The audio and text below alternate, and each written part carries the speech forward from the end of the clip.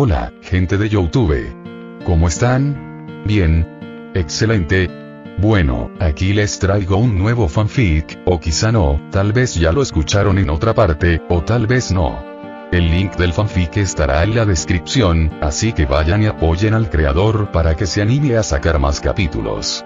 Bueno, ya los dejo con el fanfic.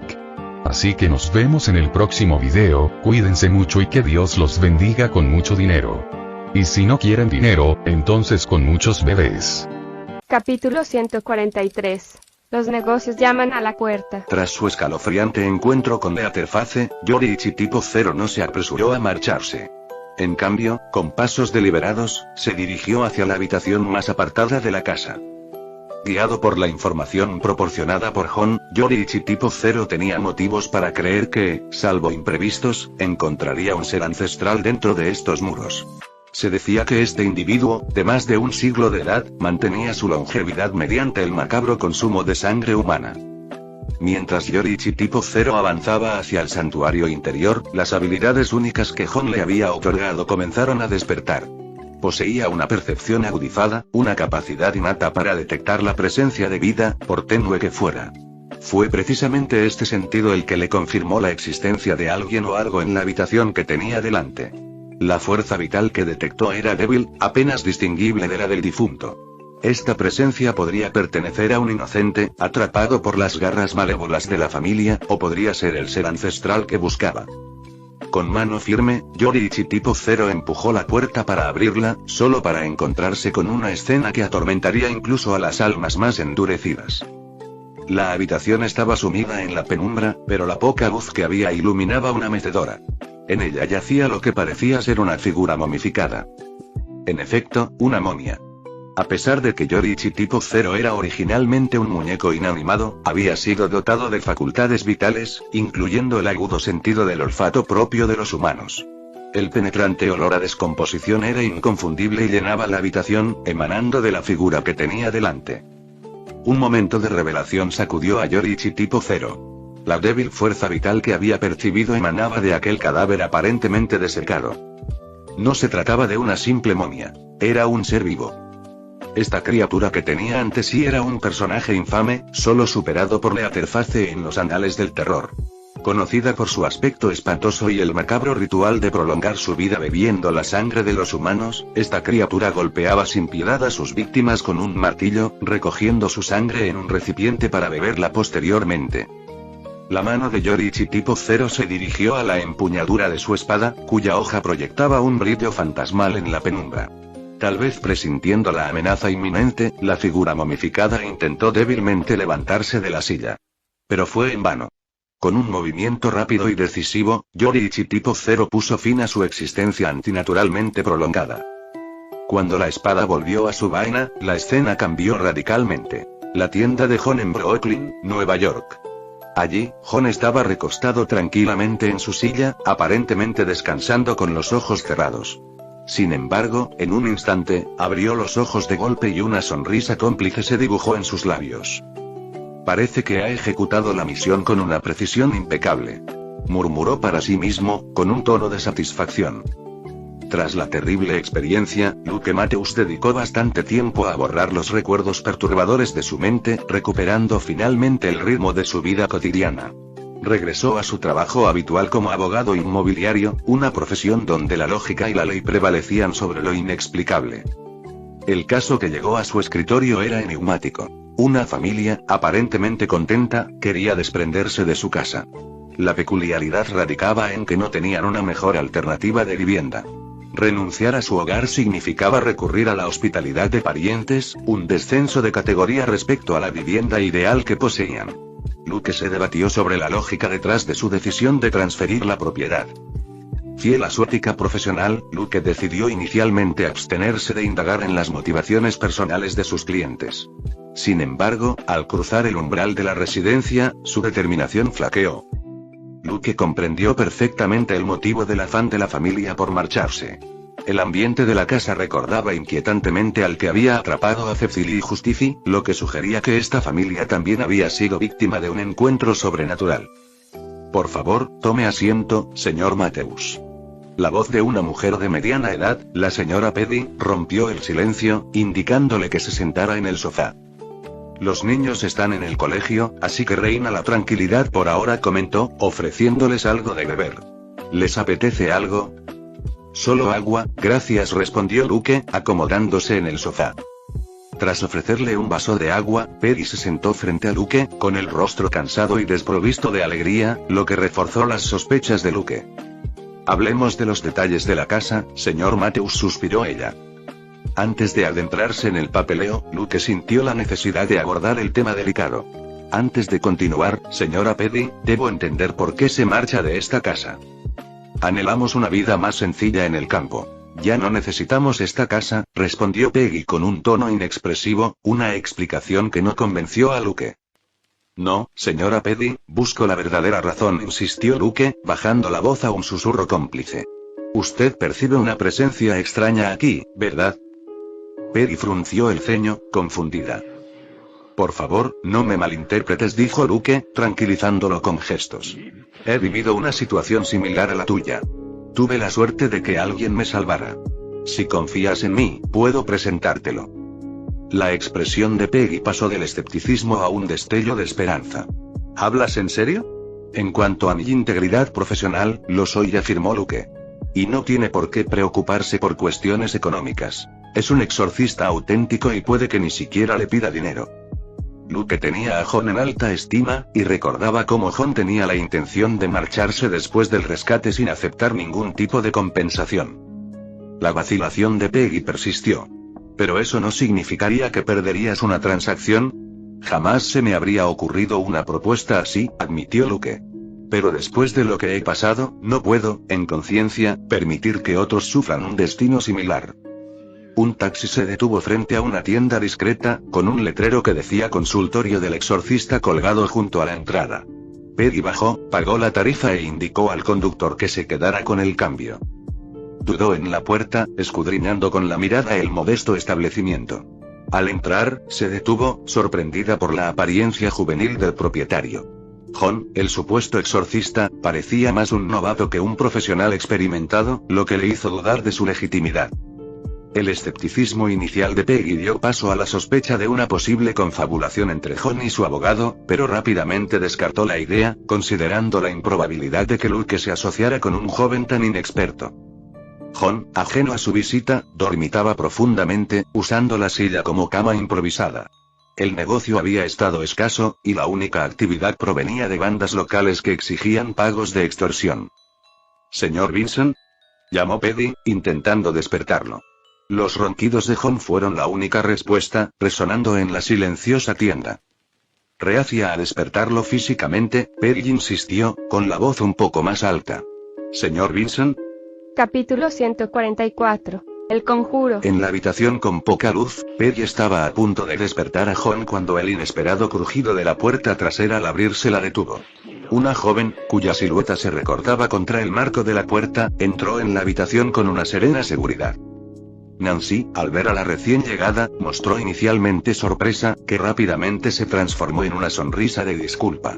«Oh, disculpen la interrupción», dijo con un ligero tono de vergüenza. «Estaba arreglando algunas cosas en la trastienda».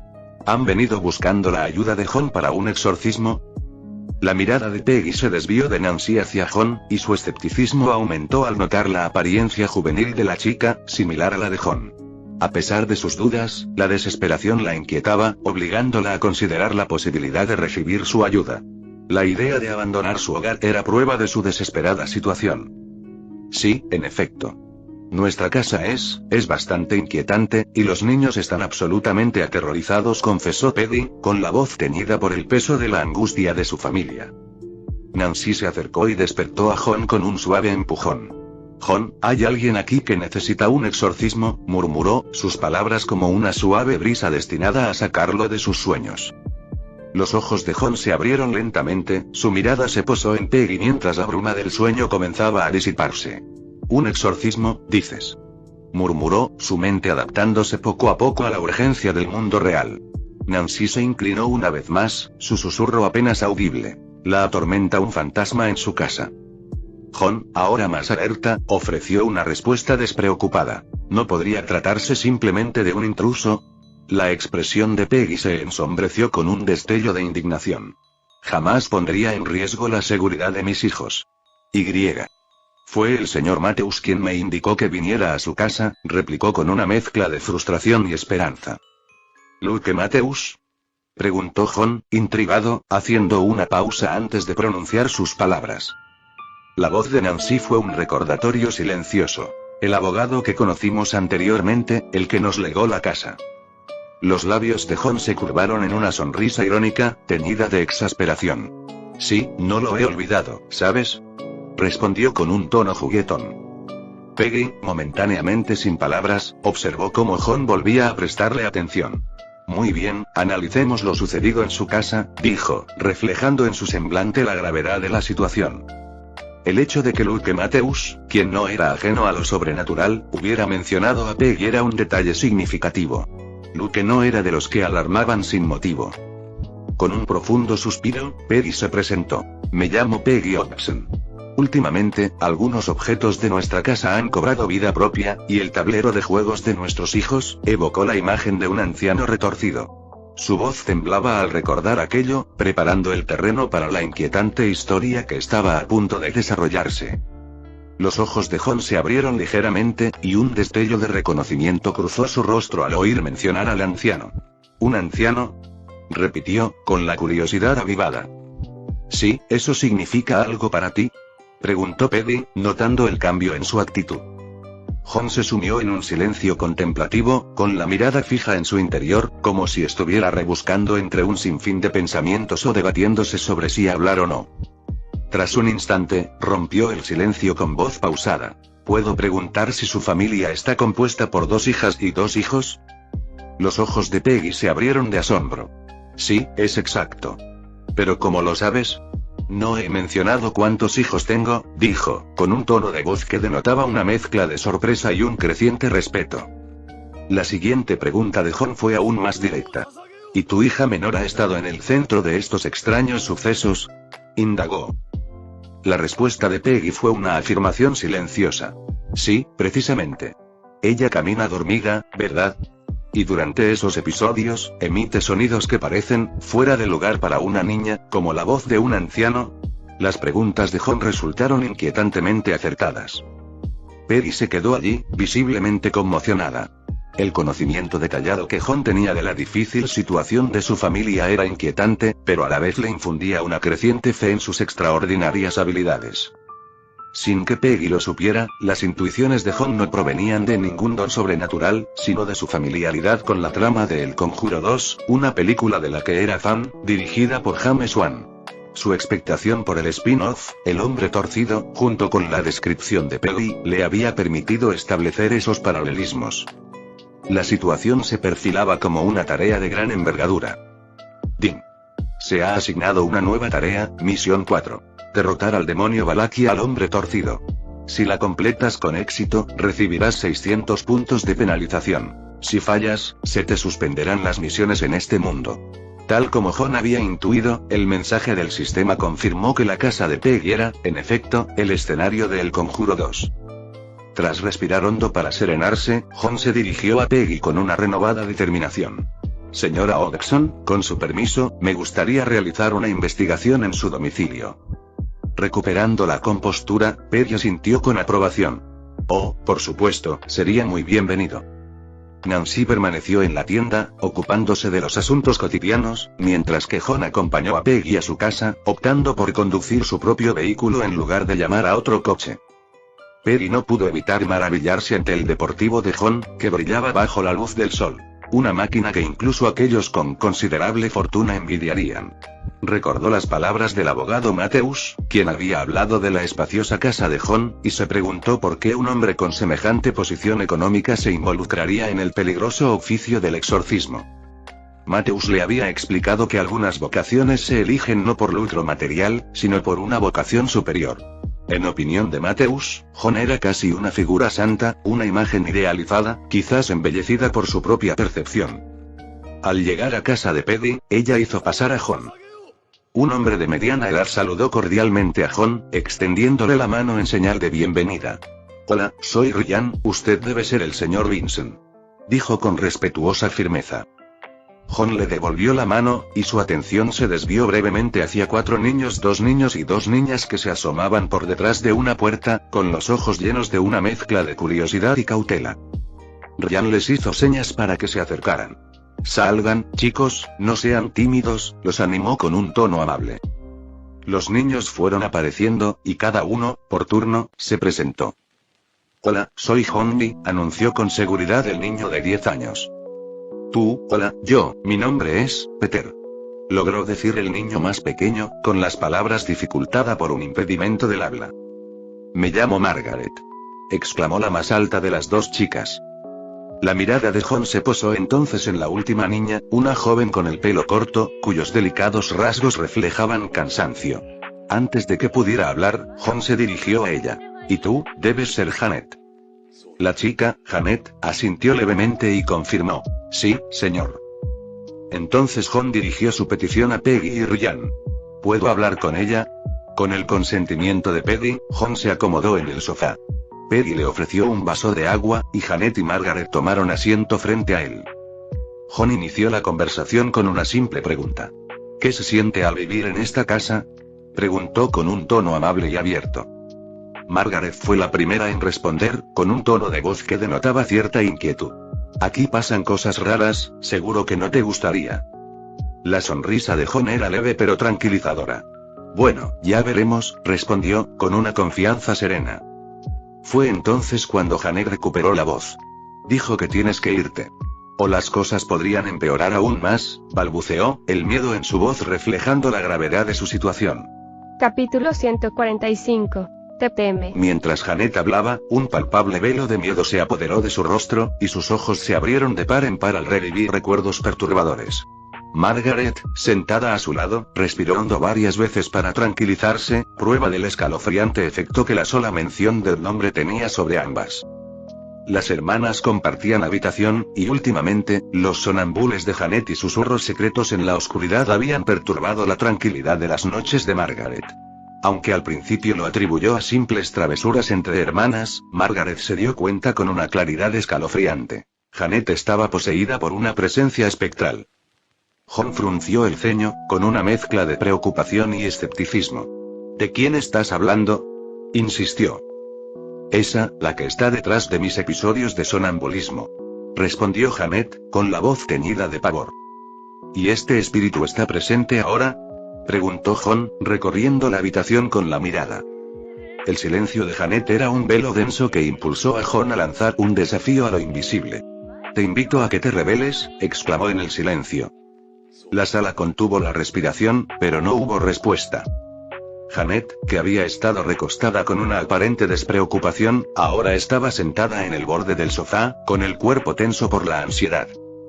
Margaret, intuyendo que el escepticismo de Jon podría hacer que desestimaran su difícil situación, intervino con urgencia.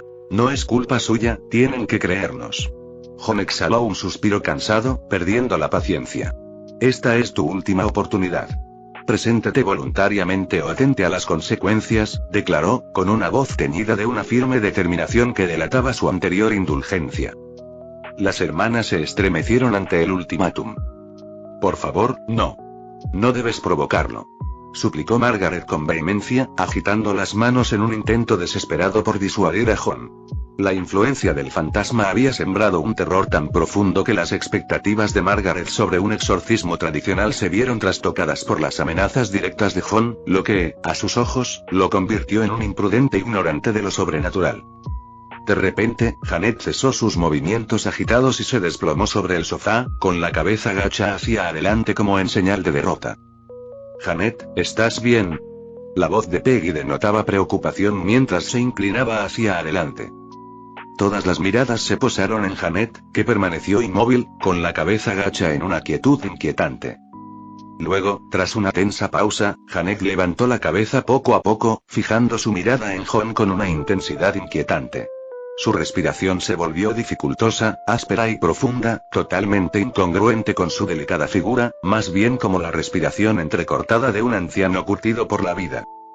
Un escalofrío palpable invadió la habitación, y las luces parpadearon como en respuesta al creciente temor. Peggy y Margaret intercambiaron miradas, su miedo manifestándose como un terror visceral y rastrero que parecía corroerles el alma. John, imperturbable ante la atmósfera ominosa, respondió al cambio de actitud de Janet con una sonrisa gélida. Así que, después de todo, ¿has decidido enfrentarte a nosotros? El corazón de Margaret dio un vuelco al darse cuenta de la verdad. El espíritu maligno que se había apoderado de Janet ahora estaba entre ellos, y su presencia era palpable en la habitación. Al principio, Margaret había sospechado que John no era más que un charlatán, un embaucador que se aprovechaba de la ingenuidad de su madre. Sin embargo, la inquebrantable confianza que mostraba ante lo sobrenatural pintaba un panorama diferente. O estaba perfectamente capacitado para expulsar al fantasma o estaba completamente desquiciado. En medio de su miedo, Margaret se aferró a la esperanza de que fuera lo primero.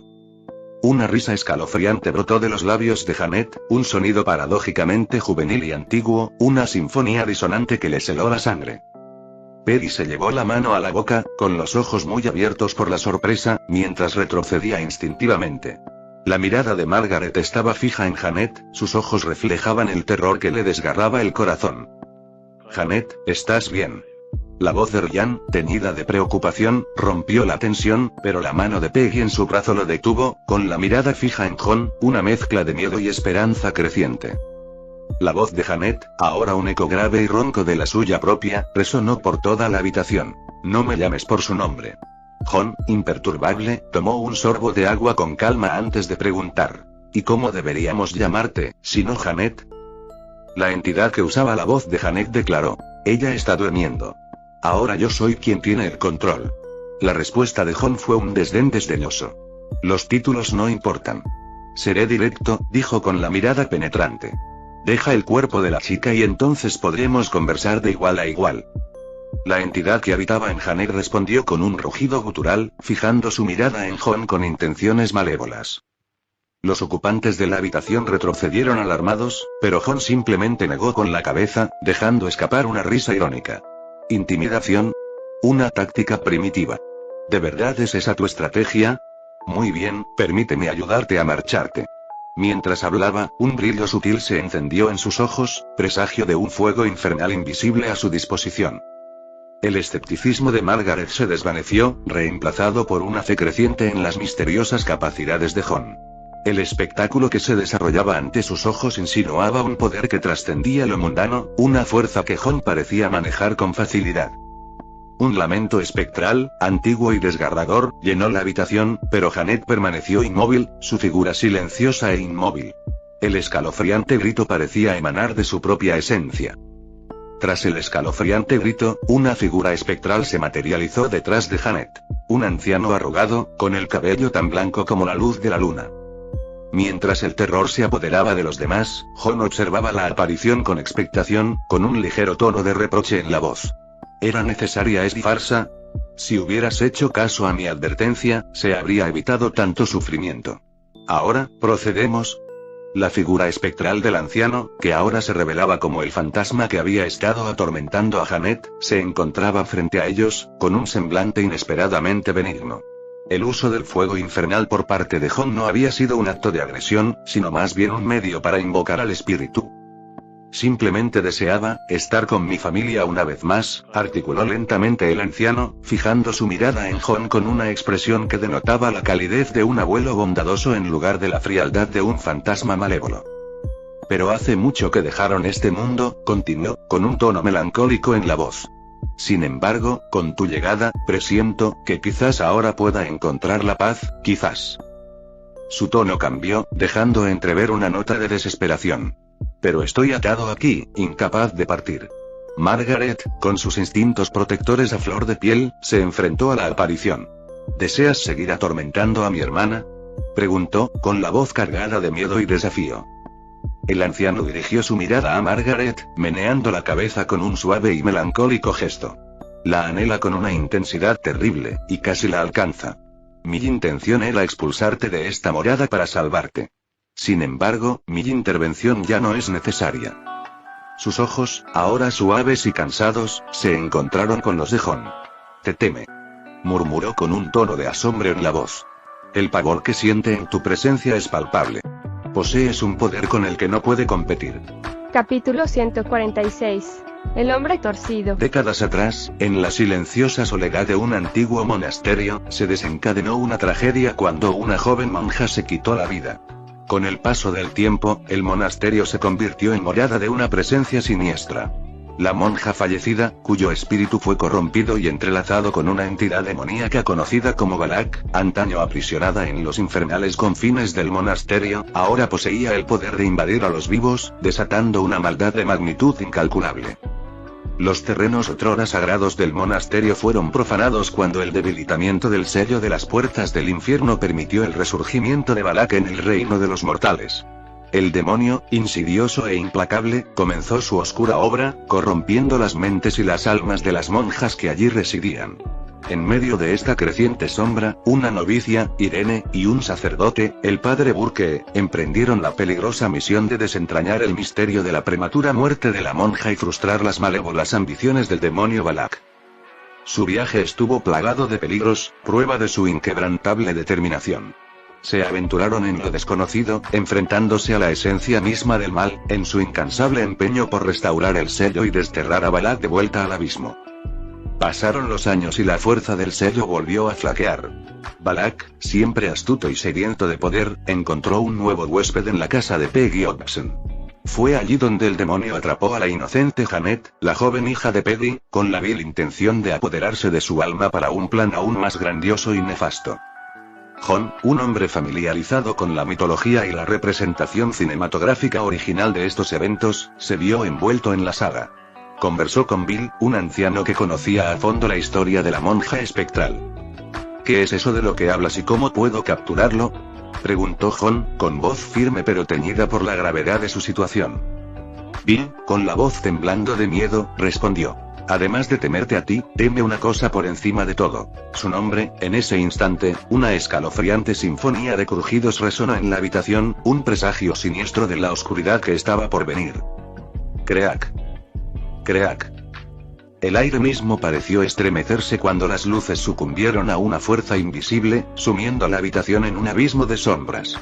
Los instintos de John se activaron. Se levantó rápidamente, como un centinela en la penumbra que se cernía sobre ellos.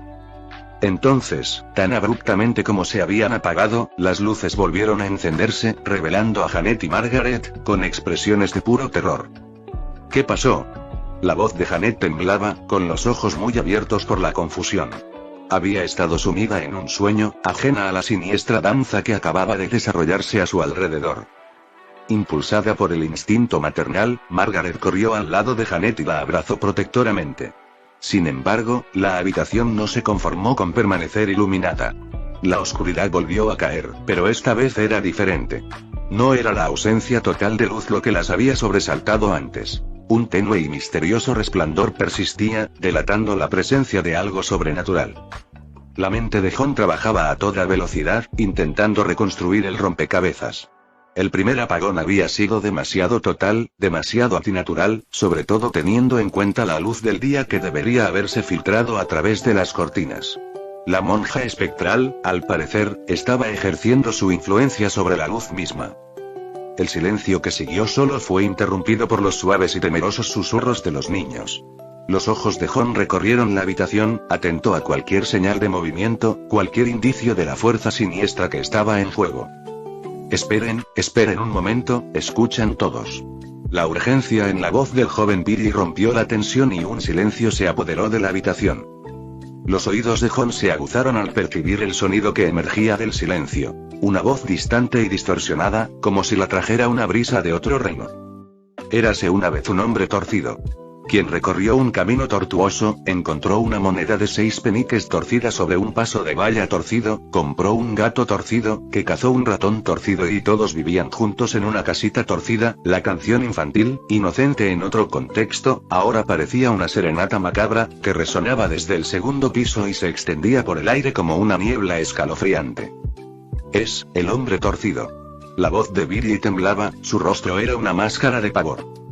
La determinación de John se endureció. Voy a echar un vistazo arriba, anunció, con un tono que no dejaba lugar a dudas. Pero por si acaso, su voz se fue apagando mientras evocaba una visión de protección ígnea. Con un gesto de su mano, un magnífico fénix se materializó, sus llamas proyectando un cálido y reconfortante resplandor. La criatura, centinela de fuego y plumas, se cernía con majestuosa gracia. Si algo sale mal, haré que os proteja, les aseguró Jon, con la mirada fija en la del fénix, un pacto silencioso entre guardián y protegido. Jon subió la escalera, sus pasos marcando un ritmo constante en el tenso silencio que siguió a su partida. La familia, reunida en la habitación de abajo, lo vio desaparecer entre las sombras que cubrían el piso superior. Guiado por la evocadora melodía de la canción infantil, Jon llegó al segundo piso.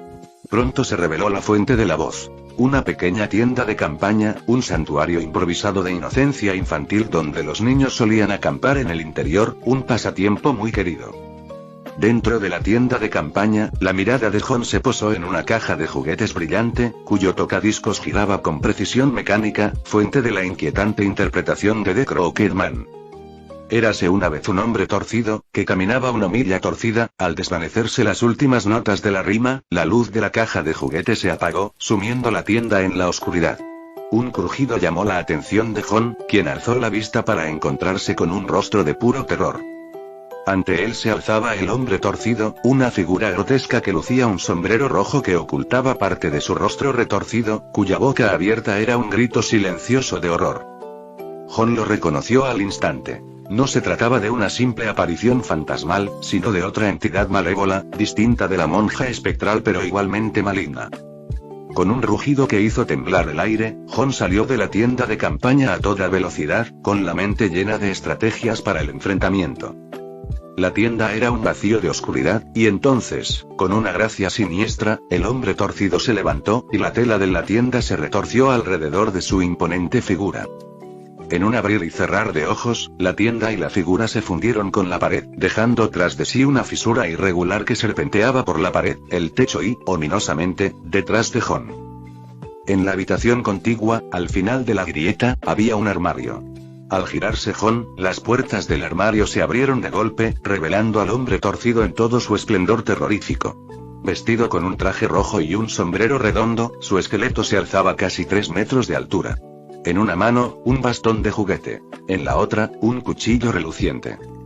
El hombre torcido se abalanzó, lanzando un arco con su bastón hacia la cabeza de Jon. Con un movimiento rápido, Jon invocó una cadena en su mano, deteniendo el golpe con un estruendoso tintineo. Sin inmutarse, el hombre torcido clavó el cuchillo, pero Jon, con ágiles reflejos, lo esquivó y utilizó su destreza telequinética para manipular la cadena. En un frenético movimiento, el hombre torcido quedó atrapado, y los eslabones de la cadena lo sujetaron contra la pared con una fuerza implacable. ¿Quién eres tú? La voz del hombre torcido era una mezcla de furia e incredulidad, su poder sobrenatural desafiado por este adversario aparentemente mortal. Capítulo 147. Balak. ¿Quién eres tú? La figura retorcida por la malevolencia, conocida como el hombre torcido, exigió, con la voz teñida de un pavor palpable, mientras miraba fijamente a Jon. La respuesta de Jon fue escalofriantemente indiferente. Compruébalo tú mismo. Con esas palabras, un fuego infernal estalló a su alrededor, y ante la mirada incrédula del hombre torcido, la forma de Jon se transformó, convirtiéndose en el temible rostro del Ghost Rider. El aire crepitó con la intensidad del enfrentamiento mientras el Ghost Rider clavaba la mirada en el hombre torcido, sometiéndolo a la abrasadora mirada de penitencia. Mírame a los ojos, siente el dolor de tus víctimas. El hombre torcido quedó atrapado en una eternidad de llamas, un implacable ataque de tormento y remordimiento. Era como si estuviera sumergido en un infierno abisal, donde cada una de sus transgresiones era juzgada en aquel singular y agonizante instante. Din. La misión 4 se ha actualizado. Elimina al demonio Balak y al hombre torcido. Progreso actual. Medio Din.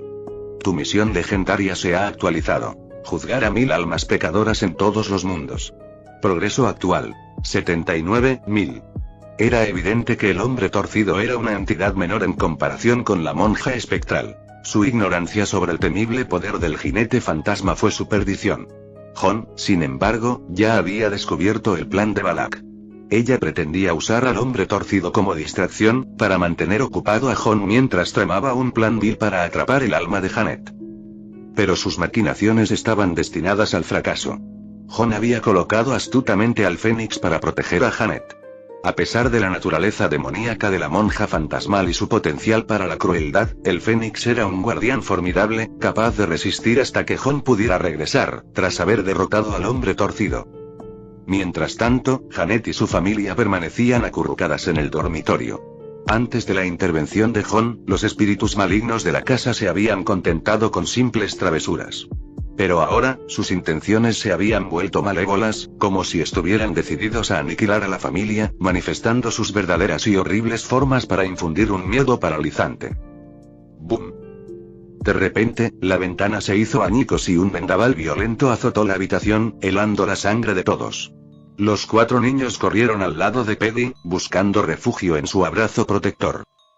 En medio del caos, una fuerza invisible se abalanzó sobre Janet, arrancándola de los brazos de su madre con una frialdad espectral. Janet tilde. La voz de Peggy era una desgarradora mezcla de miedo y desesperación mientras extendía la mano hacia la figura que se desvanecía de su hija. Janet fue lanzada hacia atrás, su cuerpo se desbocó en el aire, para luego quedar suspendida abruptamente en un estado espectral antes de descender suavemente al suelo. Tras su caída, una aparición espantosa se materializó. Vestida con el hábito de una monja, la figura era una grotesca perversión de las vestiduras sagradas. Su rostro era un torbellino de oscuridad, con colmillos dentados de obsidiana que se retorcían en una mueca siniestra. Este era el demonio Balak. No le hagan daño a mi hija. La súplica de Peggy resonó en la habitación, con las manos extendidas en un intento inútil de proteger a su hija.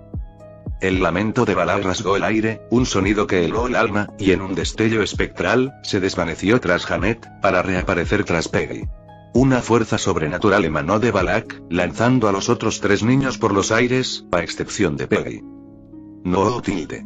El grito de Janet fue una mezcla de terror y desafío mientras corría hacia Margaret, la hermana más cercana a ella.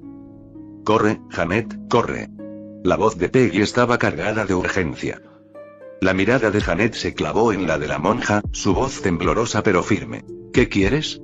La respuesta de Balak fue un gesto silencioso, un dedo ennegrecido que apuntaba ominosamente hacia la ventana. Janet comprendió la situación y, tras un momento de vacilación y tensión, accedió. «De acuerdo, dejen ir a mi madre». Con una determinación nacida de la desesperación, Janet se dirigió hacia la ventana, preparada para saltar, con la mente acelerada por la certeza de que Balak codiciaba su alma. No tilde. La angustia en el grito de Peggy era palpable. Cri. En ese instante de desesperación, el llamado de Fénix rompió la tensión. Janet, a punto de saltar, se detuvo. Un resplandeciente pájaro espiritual, con sus plumas iluminadas por llamas etéreas, se abalanzó sobre Balak, cuyas garras se clavaron en él, provocando que estallara en llamas. El grito de Balak fue una cacofonía de rabia y dolor que resonó en la habitación como el aullido de una bestia atormentada. El Fénix, la bestia mágica de Jon, parecía tener la ventaja sobre Balak, y un suspiro colectivo de alivio se extendió. Pero el respiro duró poco. De la figura de Balak surgió una densa nube de humo, y las llamas que la habían envuelto comenzaron a menguar. Permaneció ilesa, una figura de malevolencia. Con un gesto de su miembro marchito, un viento tempestuoso se desató y el Fénix fue expulsado por la ventana. La atención de Balak volvió a centrarse en Janet, y con un simple gesto de su mano, Janet fue impulsada hacia la enorme abertura de la ventana.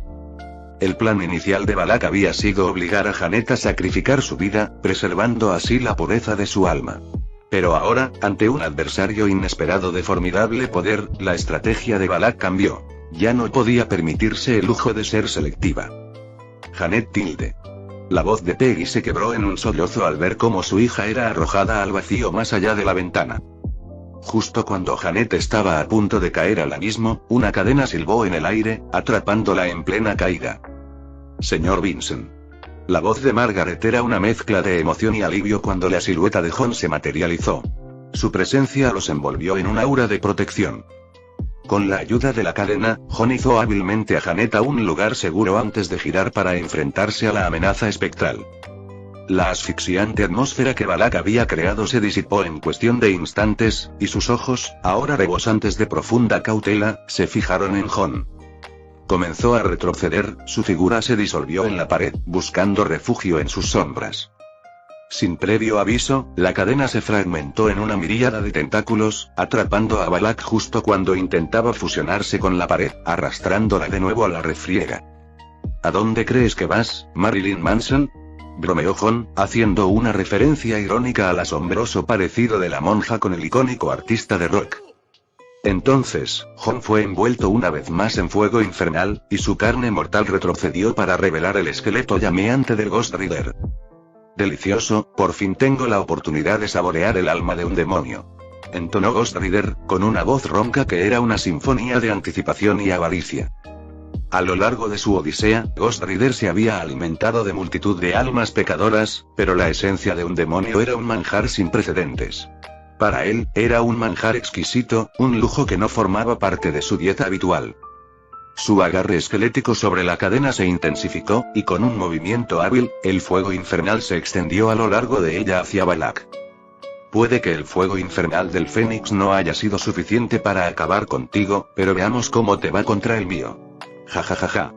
La risa del jinete fantasma fue un eco macabro, que resonó con un oscuro triunfo. Los gritos de Balak aumentaron de intensidad a medida que su forma demoníaca comenzaba a desintegrarse, su esencia consumida por el implacable infierno. Din. Misión 4 completada. Elimina al demonio Balak y al hombre torcido. Se otorgan 600 puntos de penalización. Din. Tu misión legendaria se ha actualizado. Juzgar a 1000 almas pecadoras en todos los mundos. Progreso actual. 80.000. Una vez cumplida la misión, el jinete fantasma recogió su cadena, el fuego infernal que una vez había rugido a su alrededor se atenuó, retrocedió, hasta que volvió a ser Jon, con su rostro humano restaurado en medio de la calma que se cernía sobre él. Capítulo 148. Un pueblo lleno de monstruos. Bang. Bang. Bang. La puerta del consultorio de exorcismos de Jon se abrió de repente con fuertes golpes, sobresaltando a Nancy, que dormitaba en su silla. Estaba descansando después de un largo día lidiando con casos sobrenaturales. Abrió los ojos de golpe al oír los ensordecedores golpes que resonaron por toda la habitación. Frotándose los ojos cansados, se dirigió a la puerta y la abrió, con el corazón acelerado por una mezcla de ansiedad y curiosidad. La escena que vio la despertó de golpe. «Oh, Dios mío», exclamó Nancy, con la voz llena de preocupación y asombro. «Señor Luke, ¿qué ha pasado?». El hombre que estaba en la puerta era Luke Matthews, el abogado que había gestionado los asuntos inmobiliarios de Jon y le había presentado diversas oportunidades de negocio. Pero ahora, no solo estaba desaliñado, sino también cubierto de manchas de sangre, un aspecto que contrastaba enormemente con su habitual actitud profesional. Sin aliento, Luke se sintió visiblemente aliviado al ver a Nancy. «Dios mío, señorita Nancy, lamento tener solo el número de Jon y no el suyo. Entra rápido». Nancy hizo pasar a Luke, intentando comprender la gravedad de la situación. Le sirvió un vaso de agua, con las manos ligeramente temblorosas. «¿Qué demonios pasó? ¿Por qué estás cubierto de sangre?», preguntó Nancy, con la voz llena de sincera preocupación. Sabía que Luke no solía acudir a la agencia de exorcismos a menos que fuera algo extraordinario. Como abogado, su primer instinto sería contactar a la policía si presenciaba violencia. Tenía que ser algo fuera de lo común para que él buscara a Jon y a ella. «Dios mío, no te imaginas lo aterradora que era esa cosa», jadeó Luke, con el rostro pálido y atormentado. «Cálmate, toma un sorbo de agua y cuéntamelo despacio».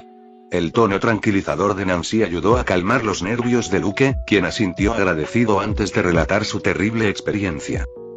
Nancy se inclinó hacia adelante, con la atención fija mientras escuchaba atentamente. «¿Dónde está Jon? ¿A dónde fue? Le recomendaste a una familia antes. Él fue a resolver su problema. Cuéntame qué está pasando», dijo Nancy en voz baja, animando a Luke a que contara su historia. Tras tomar otro trago para estabilizar su respiración, Luke comenzó a relatarle su terrible experiencia a Nancy, con una voz que denotaba una mezcla de temor y urgencia. Recientemente, Luke había aceptado otro caso inmobiliario, su área de especialización. Esta vez, una familia de un pueblo pequeño lo había contratado, y el asunto estaba relacionado con el pueblo en sí, no solo con el caso en sí. «Me llamaron a casa de la señora Glenn porque la había heredado de su padre, y el testamento estipulaba que debía ser para ella. Se suponía que sería un trámite sencillo, y ella solo quería asegurarse de que todo estuviera en orden, explicó Luke con calma, con la mirada atormentada por los acontecimientos. De repente, su tono se tornó severo, y un escalofrío recorrió la espalda de Nancy. Estaba hablando con ella sobre los preparativos necesarios cuando, de pronto, su hermano llamó a la puerta. El hermano de la señora Glenn, el señor Park, había sido su rival en esta polémica disputa por la herencia, y su repentina aparición en su puerta no era nada fuera de lo común. Nancy asintió mientras Luke relataba los hechos, con el ceño fruncido por la preocupación. Pero me di cuenta de que algo andaba mal, continuó Luke, con voz inquieta. El señor Park tenía la mirada perdida y parecía completamente desorientado. Además, tenía manchas de sangre alrededor de la boca. Presencié el peligro y detuve a la señora Glenn de inmediato. Nancy se inclinó hacia adelante, su curiosidad mezclada con una creciente sensación de pavor. Después de compartir mis observaciones, la señora Glenn también se dio cuenta de que algo andaba mal, continuó Luke. La mirada perdida podía explicarse, pero las manchas de sangre claramente no eran normales. Intentó comunicarse con el señor Park. La señora Glenn me contó que tenía una relación terrible con su hermano, que solía terminar en peleas, pero esta vez el señor Park se mostró extrañamente respetuoso e insistió en que abriera la puerta. Al percibir la anomalía, ella retrocedió y se negó. Nancy escuchaba atentamente, y la tensión en la habitación aumentaba a medida que Luke desarrollaba su relato. Inesperadamente, el señor Park se enfureció y comenzó a golpear la puerta con la cabeza. Toda la familia estaba aterrorizada. El señor Park sangraba la cabeza, pero no pudo derribar la puerta. Luke se puso más nervioso mientras hablaba, luego tomó otro sorbo de agua para calmarse antes de continuar. Después de eso, el señor Park nos miró con una mueca de desprecio y se marchó. La señora Glenn estaba segura de que no era su hermano. El corazón de Nancy se aceleró mientras asimilaba los detalles extraños e inquietantes del encuentro. Luke tragó saliva con dificultad, reacio a recordar los hechos, pero tenía que hacerlo. Sabía la gravedad de lo que estaba a punto de revelar. Tras un momento de tranquilidad en el exterior, de repente una gran roca atravesó la ventana y presencié la segunda escena más inolvidable de mi vida. La primera fue la maldición vudú que me lanzaron. Los ojos de Nancy se abrieron de par en par con incredulidad, pero permaneció en silencio, animando a Luke a continuar. Luke continuó. Después de que se rompiera la ventana, el señor Park, con una sonrisa siniestra y el rostro ensangrentado, se arrastró dentro. Sí, se arrastró dentro, cubierto de gusanos retorciéndose que se parecían a... bueno, a algo exclusivo de nosotros los hombres. ¿Ya lo entiendes, señorita Nancy? Nancy sintió náuseas y se cubrió la cabeza, diciendo: Señor Luke, continúe con lo que sucedió después. No necesito detenerme en cómo se veían esas cosas. Luke asintió y continuó, con la voz temblorosa. Bueno, estábamos todos aterrorizados, y entonces uno de los gusanos se metió en la boca de la señora Glenn. Al oír esto, Nancy casi vomitó, especialmente después de la descripción gráfica que Luke hizo de los gusanos. Entonces, la señora Glenn se quedó igual que el señor Park, rígida e inerte. Salí corriendo desesperadamente, solo para descubrir que todos los habitantes del pueblo se encontraban en ese mismo estado. La mente de Nancy daba vueltas mientras asimilaba la impactante información que Luke acababa de revelar.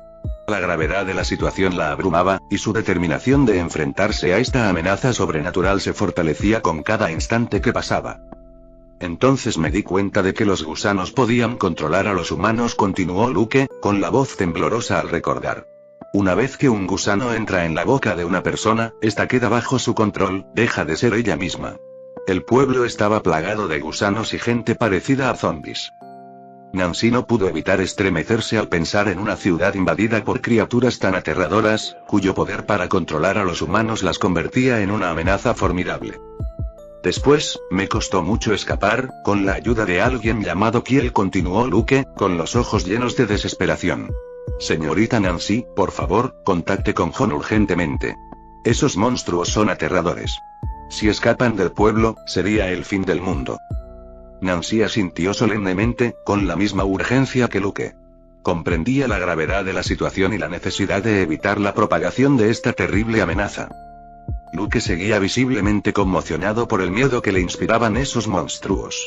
Si bien no eran formidables contra las armas de fuego, su capacidad para controlar a la gente era aterradora. Si escapaban del pueblo, sería imposible distinguir quién estaba bajo su control. Nancy exhaló profundamente, manteniendo la compostura a pesar de la creciente ansiedad, y preguntó: «Mencionaste que alguien escapó contigo. ¿Dónde está?» Luke señaló hacia afuera, con la mirada nerviosa. «Todavía está en el coche. Se siente más seguro con más gente alrededor en las calles». Nancy sabía que debían actuar con rapidez. Con expresión decidida, dijo: «Tenemos que contactar con John inmediatamente e informarle de esta grave situación. Juntos, haremos frente a esta amenaza y salvaremos al pueblo del terror que lo asola». Fin del capítulo 148.